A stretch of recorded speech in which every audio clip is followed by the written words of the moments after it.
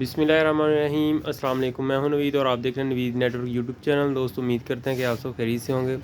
आज की short video आपके साथ शेयर करनी है जी। आज आईटी शॉप पे हम पहुंचे हैं जी, हमारे सिटी उकाड़ा के अंदर है जी इन्फोटेक।